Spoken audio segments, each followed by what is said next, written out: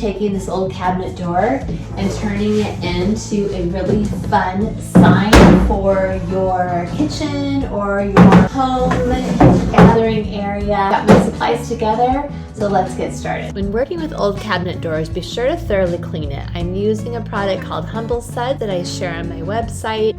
I'm using DIY all-natural clay and chalk paint and vintage linen. No need to sand or prime. It will stick perfectly to this cabinet door. It's great to use long strokes when doing flat surfaces. You will end up using far less paint. Create texture around the perimeter. I am using salt wash powder. You want to create a consistency like cake frosting. It's about 1 to 3, with 3 being the paint. Stir until it's thoroughly mixed. I probably should have used a cup. It's a lot easier than a plate. Using a paintbrush, dab the salt wash mixture on. You want to create lots of peaks for wherever you would like texture.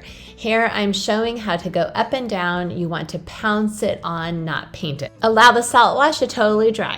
So I've got the edges nice and crusty. I've got my first coat of my vintage linen here. So I'm gonna go ahead and do another coat or two, and we're gonna move on to the transfer and the frame. When we get to that part, we're gonna sand it to let all these really yummy crusty layers come through. Notice how I am going over the salt wash here. When I sand it, I want to show that there is some texture underneath it.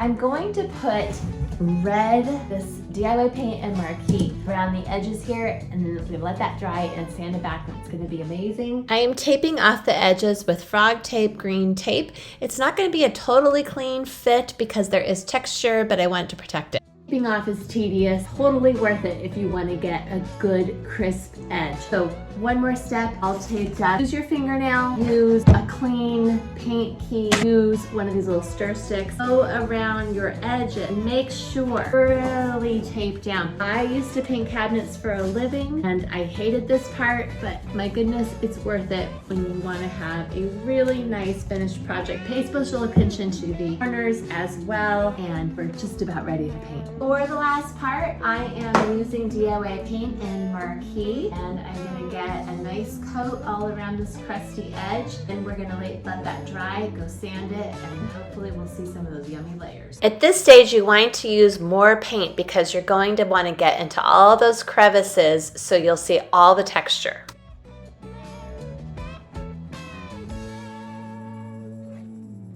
Moment of truth. Let's pull up some tape. It's not gonna be super clean because this was a very rough edge. Don't wait too long to pull up the tape. I like to try to do it as soon as I'm finished when it is wet. So start from the side of what pulls up and then work your way around. That way you can get a whole bunch at once. So I'm seeing a little bleed through just because that edge was rough. You can probably see that a little bit. There's also just a little bit pulling up because the paint was fairly new. 2 thin coats on this old piece of wood, but don't wait too long because the glue will start to disintegrate into your piece. You'll have a gooey mess.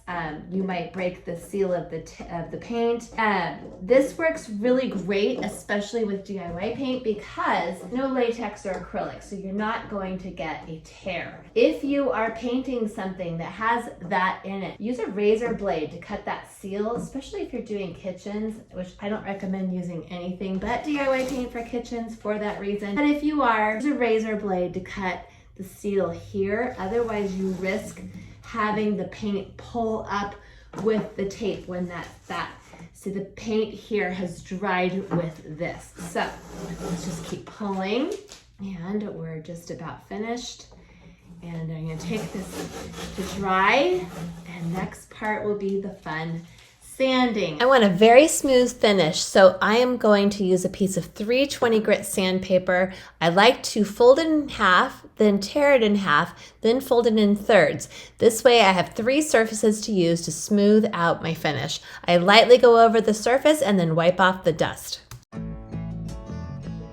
Before I sand the edge, I'm going to seal the white with Big Top so when I wipe off all the red dust from the frame, it won't contaminate the white part. DIY paint typically comes off in a fine dust. I recommend using a power sander outside so you can really get at those layers.